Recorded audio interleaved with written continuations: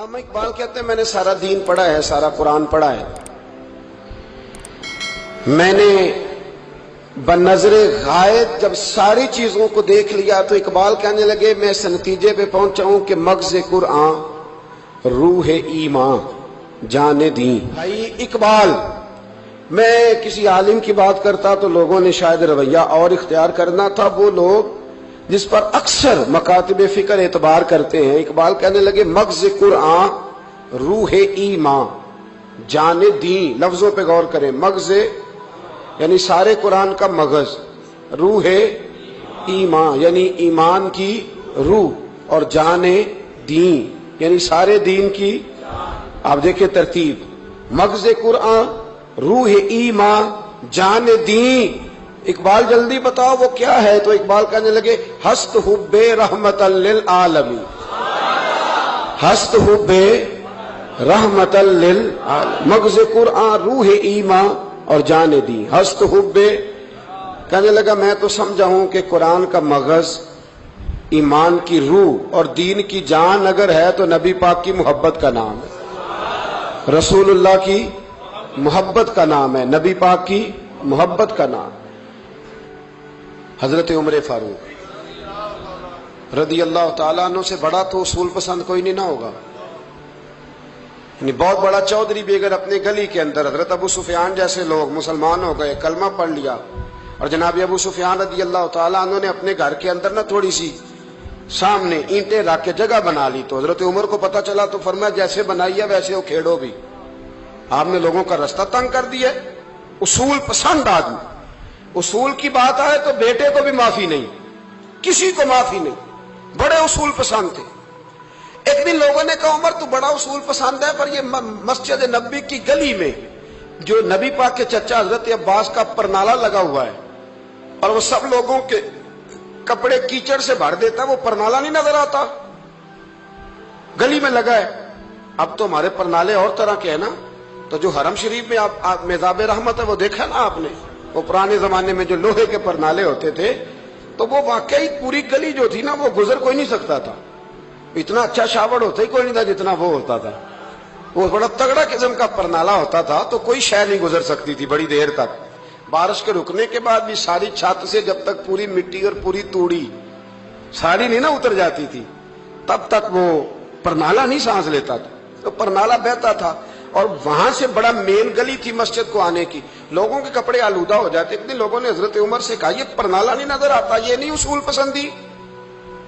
تو جناب عمر فاروق رضی اللہ تعالیٰ عنہ فرمانے لگے اتار دیتے ہیں پرنالہ، یہ بھی اصول پسندی ہے، اتارتے ہیں۔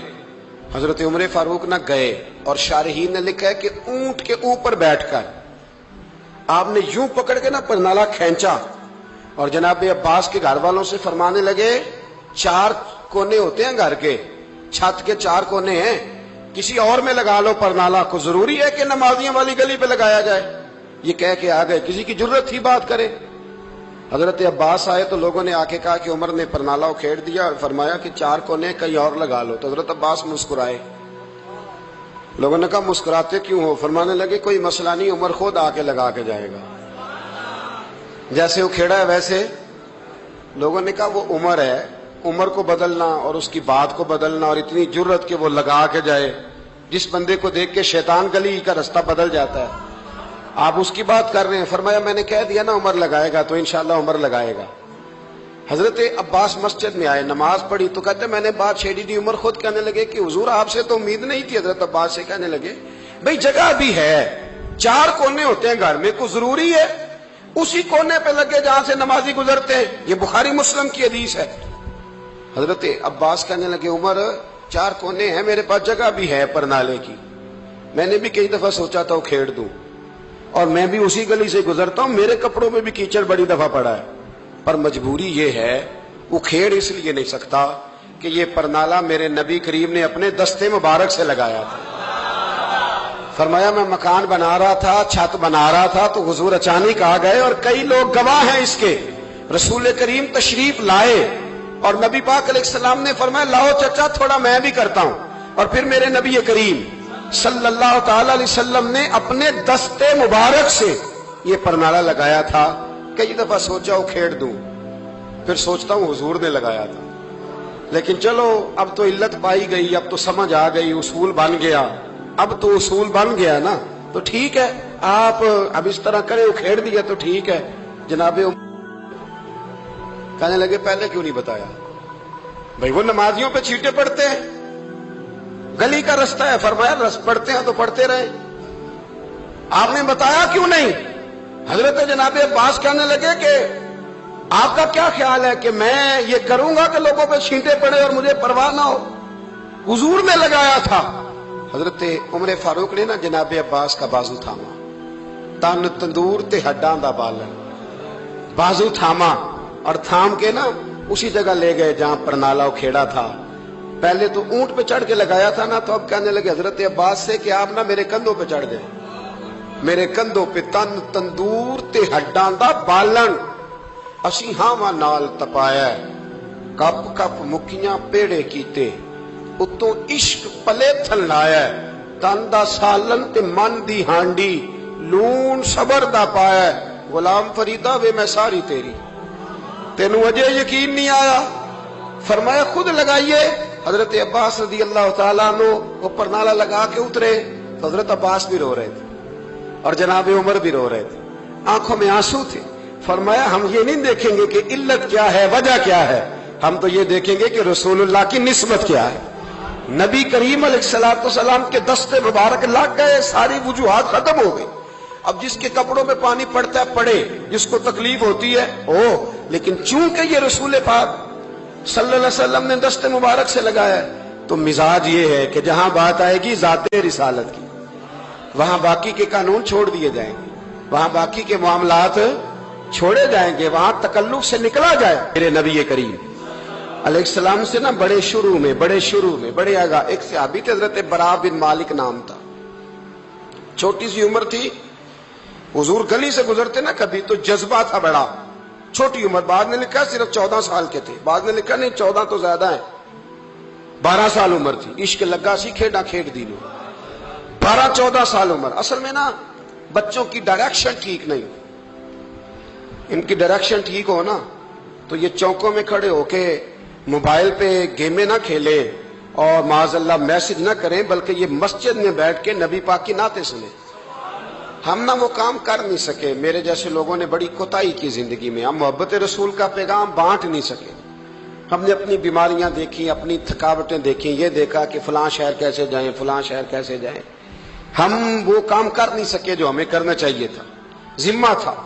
बाप की जिम्मे है, नबी पाक ने फरमाया माँ बाप की ड्यूटी है अपनी औलाद को मेरी मोहब्बत सिखाएं, पर हम वो रंग दे नहीं सके, हम वो मिजाज दे नहीं सके, हमने वो कोताही की। हम नबी पाक का हुस्न, हुजूर की सीरत, अखलाक आलिया, किरदार, गुफ्तार, रफ्तार, अंदाज, तरबियत, वो सारी बातें कौम को बयान नहीं कर सके, इसलिए लोग वहां पहुंचे नहीं। वरना मगज़ कुरान रूह ईमान जाने दी, हस्त हुब्बे रहमतल लिल आलमीन, हम वहां तक ले जा नहीं सके। हजरत बरा बिन मालिक ना 12 साल की उम्र है, 12 साल। नबी पाक गली से गुजर रहे थे तो दौड़ के आ गए, आके ना हुजूर से चिमट गए, अर्ज करने लगे हुजूर कोई हुक्म बताएं, मेरा दिल करता है आपकी बात मानूं, कोई हुक्म हुजूर। मजमा ज़वाइद में हदीस, इस एक हदीस के लिए ना मैं को 5000 रुपए की पूरी किताब, पूरी 10 जिल्दें खरीद के लाया था, एक हदीस के लिए। प्यारी बड़ी है, शानदार बड़ी है, वह मेरा दिल किया,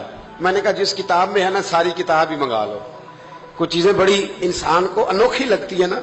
हजरत बरा बिन मालिक रदी अल्लाह, छोटी सी उम्र है, हुजूर से लिपट गए, तो हुजूर ने फरमाया बेटे क्या हुआ? अर्ज करने लगे हुजूर कोई हुक्म बताए, मेरा भी दिल करता है अमल करूं। तो हुजूर ना छोटे छोटे काम बताते, दुकान से, ये बच्चों को यही बताना होता है ना, दुकान से ले आ, ये कर दे, फलां को बुला ले, लेकिन हुजूर उनकी गैर मौजूदगी में उनका जिक्र बड़ा करते। एक दिन कुछ लोग कहने लगे हुजूर बड़ा जिक्र करते हैं, पर वो करता तो छोटे मोटे काम है बच्चा। तो नबी पाक ने एक दिन इरादा किया कि इनको तजर्बा ना कराएं कि वो प्यार कितना करता है। रसूल करीम फरमाने लगे मैं जो कहूंगा करोगे? हुजूर करूंगा। फरमाया जाओ अपने बाप की गर्दन काट के लाओ। किसकी जी? जी हुजूर ने फरमाया जा अपने अब्बा का सर काट के लाओ। तो वो दौड़े। एक रवायत में है कि मौला अली के गले में तलवार लटक रही थी, यूं खींची اور اس نے جذبات سے دوڑے کہ حضور نے فرمایا اسے پکڑ لو ورنہ یہ گردن کاٹ بھی لائے گا، پکڑ لو اسے ورنہ یہ کاٹ دے گا۔ اللہ کی قدرت کے تھوڑا وقت گزرا تو وہ بیمار ہو گئے۔ دن میں 2 مرتبہ میرے نبی پاک تیمارداری کرنے جاتے۔ ایک شام رسول کریم تشریف لے گئے تو حضور سرانے بیٹھے، ماتھے پہ ہاتھ رکھا تو کریم محبوب ان کے باپ کی طرف کان میں کچھ کہا ان کے والد سے، حضور رونے لگے، اور پھر حضور نے دوبارہ ماتھا چوما، پیار کیا اور چلے گئے۔ حضرت برا بن مالک چھوٹی عمر تھی، کچھ نے لکھا طلحہ بن برا نام تھا ان کا، تو حضرت طلحہ بن برا نا اپنے ابا کو قریب بلایا اور چارپائی پہ بٹھایا، کہنے لگے ابا جی حضور کیا فرما گئے؟ کہا بیٹا تیرے والی بات نہیں۔ کہا نہیں بتائیے؟ کہا نبی کریم علیہ السلام نے فرمایا کہ شام کو نا میرے طلحہ کا انتقال ہو جائے گا، اور جب اس کی روح پرواز کر جائے تو مجھے خبر کرنا، میں آ کے جنازہ پڑھاؤں۔ ٹھنڈ بڑی تھی مدینے میں، ٹھنڈ بڑی تھی۔ حضرت طلحہ نے نا اپنے باپ کا ہاتھ پکڑا اور اپنے سینے پہ رکھا، کہنے لگے ابا حضور تو جو فرما گئے پر میری وصیت یاد رکھنا، نبی پاک کے دین کا قانون یہ ہے کہ جب کوئی انتقال کر جائے تو جلدی دفن کرو، اس طرح کرنا رات کا وقت ہوگا، جب میرا انتقال ہوگا تو فوراً غسل دے کے نا دفن کر دینا، نبی پاک کو خبر نہ کرنا، نہ بتانا، عمر دیکھو اور بات دیکھو۔ کہا حضور کو کیوں نہیں بتانا، حضور خود فرما کے گئے ہیں۔ تو کہنے لگے رات کا وقت ہوگا تو جن گلیوں سے حضور نے گزر کے آنا ہے نا وہ یہودیوں کے محلے ہیں، ایسا نہ ہو کہ میرے جنازے کی وجہ سے کوئی یہودی میرے نبی کو تکلیف دے دے، میرے جنازے کی وجہ سے، جنازے کی وجہ سے۔ یہاں کہتے ہیں حضرت صاحب مجھے بڑا پیار ہے آپ سے پر میرے گھر ضرور پہنچے، جیسے مرے یا جیے وہاں شام کو آپ کو پہنچنا پڑے گا۔ میرے رسول کریم علیہ السلام کے غلاموں نے دیکھو انداز محبت کیا بیان فرمایا، کہا نبی پاک کو تکلیف نہ ہو میری وجہ سے، میرا جنازہ خود ہی پڑھ کے مجھے دفن کر دینا۔ ان کا انتقال ہو گیا، رات کو دفن کر دیا، صبح حضور تشریف لائے، وہ محبوب جنہیں اللہ نے غیب کے خزانوں کی کنجیاں عطا فرمائی، فرمایا بتایا کیوں نہیں؟ مجھے بتاتے، میں خود جنازہ پڑھتا، میں خود نہ قبر میری تے میرے اپیرا جے کر پاویں پھیرا، قبر دے اندروں ہڈیاں اٹھ کے مجرا کر سن تیرا۔ کہا بتایا کیوں نہیں، خبر کیوں نہیں کی؟ میں جنازہ پڑھتا، میں خود پہنچتا۔ تو باپ رو پڑے، عرض کرنے لگے حضور میرا تو پتر تھا، میرے لیے اس سے بڑی سعادت کیا ہوتی کہ آپ جنازہ پڑھاتے، پر اس نے وصیت کر دی تھی کہ حضور کو بتانا نہیں، تکلیف ہوگی۔ نبی کریم فرمانے لگے بتاؤ مجھے اس کی قبر کہاں ہے؟